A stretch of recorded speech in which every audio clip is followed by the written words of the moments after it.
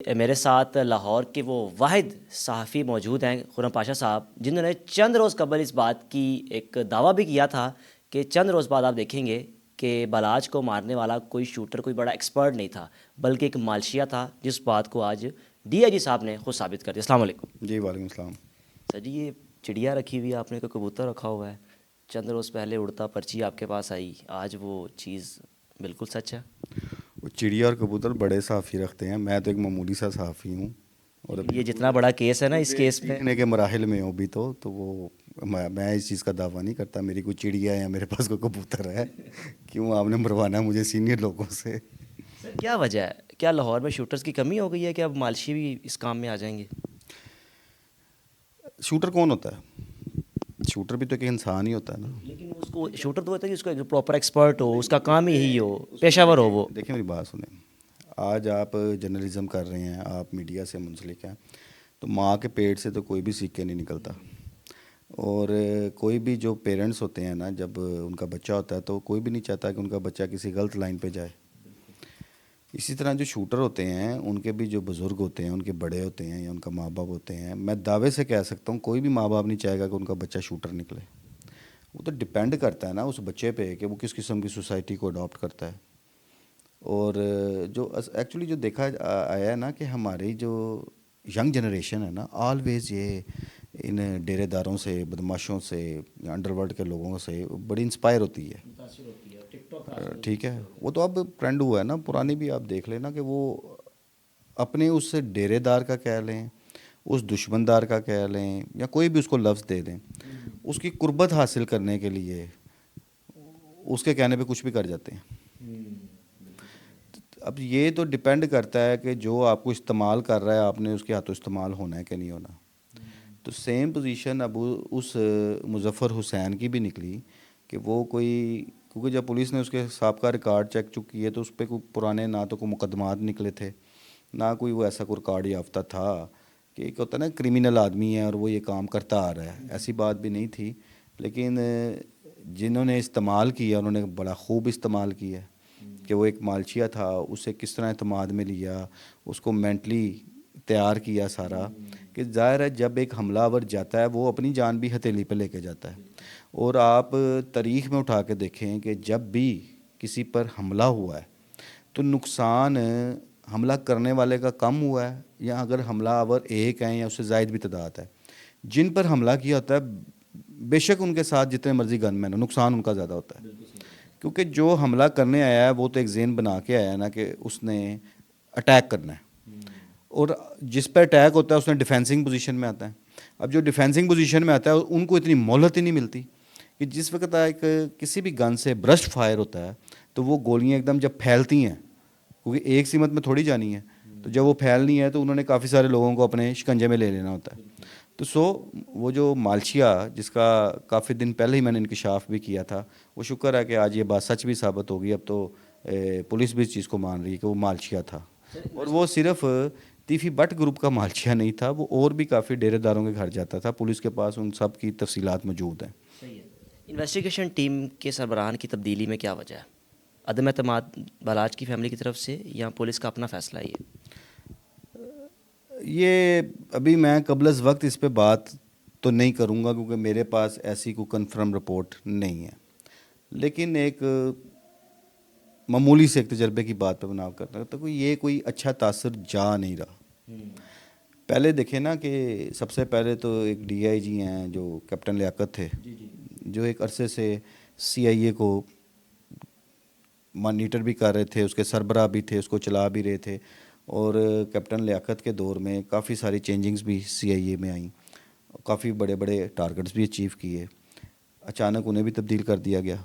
और कब तब्दील किया जाता है कि जिस दिन वज़ीर आला पंजाब मरीम नवाज़ जिस दिन पहले दिन अपने अहदे का लुत्फ़ उठाती हैं और एक आर्डर जारी करती हैं कि पंजाब भर में ना तबादलों पे और तकरारियों पे पाबंदी है। लेकिन इन अहकामात के कुछ ही देर बाद डीआईजी सीआईए चेंज हो जाते हैं। चलें वो भी आप एक साइड पे बात रखते हैं, उसमें भी 2-3 अफवाहें सरगर्म हैं।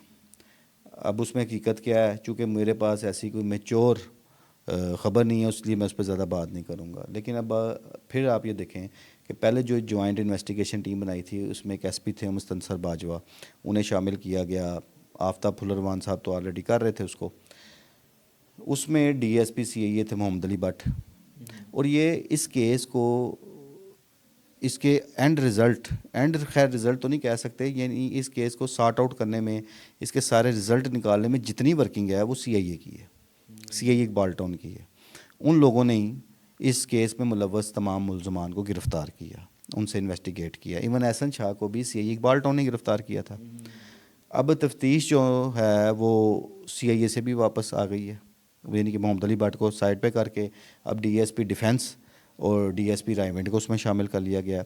इसी तरह एसपी डॉक्टर मुस्तनसर बाजवा को पीछे करके तो एक एसपी हैं शहज़ाद रफ़ीक अवान, उनको उसमें शामिल कर लिया गया। तो ये इतनी तेज़ी से जो तब्दीली आ रही है वो समझ से बालातर है। तो उसमें कुछ थोड़ा सा कुछ लगता है, अल्लाह करे, मैं नहीं कहता कि मैं ये जो दूसरे अफसरान हैं वो इस काबिल नहीं, सब कम्पिटेंट हैं, और अल्लाह करे वो मेरिट पे चलें और इसका रिज़ल्ट जो है वो मेरिट पे निकालें। इसमें जो किसी के साथ नाजायज़ भी ना करें। अगर किसी का इस मामले से कोई तल्लक नहीं है तो ज़बरदस्ती उससे ना घड़ी सीटा जाए, और जिसका तल्लक है उसको फिर रियायत ना दी जाए। सर, एक और ख़बर सामने आई कि रेड वारंट भी जारी किए गए तीफी भट्ट साहब के। क्या मुमकिन है कि उनको लाया जा सकता है पाकिस्तान? देखिए, जो रेड वारंट है ना, रेड वारंट अभी बाकायदा जारी होने हैं। अभी इन्होंने पंजाब पुलिस ने, या लाहौर पुलिस आप कह सकते हैं, इन्होंने अपना एक डॉक्यूमेंट्री जो इनका एक प्रोसीजर होता है वो कंप्लीट करके, पुलिस हमेशा एक सिफारिश भेजती है महकमा दाखिला को कि ये शख्स मतलूब है, इस पे ये इल्ज़ामात हैं, और चूँकि ये बैरून मुल्क फ़रार है उसकी एक वो सबूत भी देते हैं। जिस तरह तीफी भट्ट की ट्रैवल हिस्ट्री भी आई हुई है इनके पास, जो इमिग्रेशन अकाम से इनको मिली थी, जिसके मुताबिक वो बैरून मुल्क है। तो वो फिर उन्हें ये एक सिफारिश भेजती है कि आप इनके रेड वारंट जारी करें।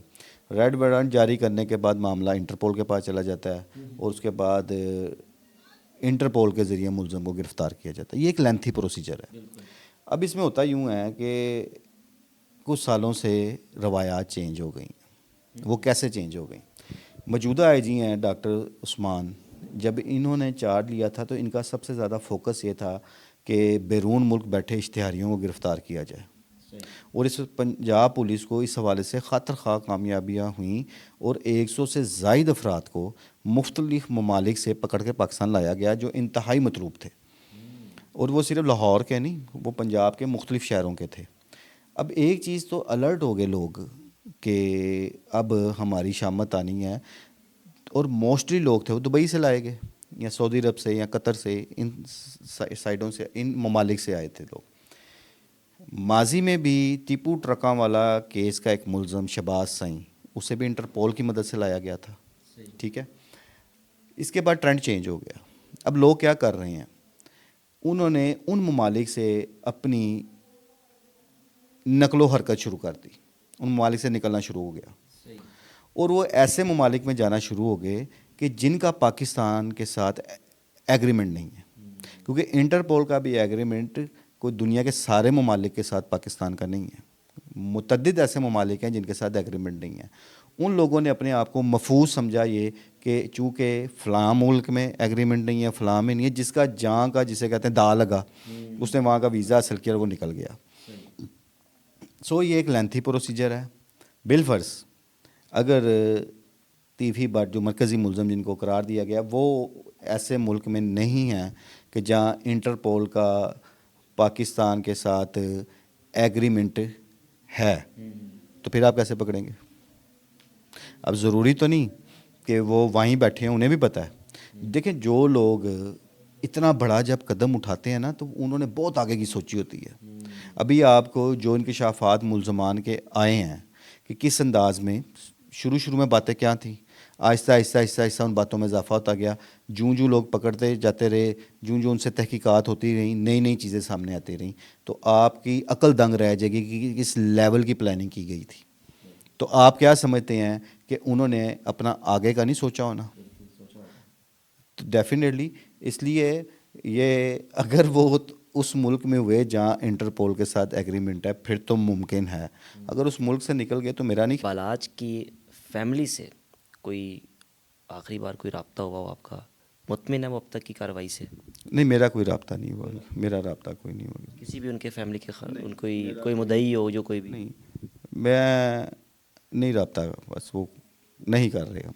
सही है। उसमें कई वजूहात ऐसी होती हैं, क्योंकि हम मसलसल इस पे हम प्रोग्राम्स कर रहे हैं, मसलसल इस पे हम बात कर रहे हैं, तो इसलिए किसी की भी फैमिली, वो चाहे तीफी भट्ट ग्रुप का कोई बंदा है या बलाज टीपू ग्रुप का कोई बंदा है, तो वो मुनासिब नहीं किसी के साथ भी कोई रब्ता।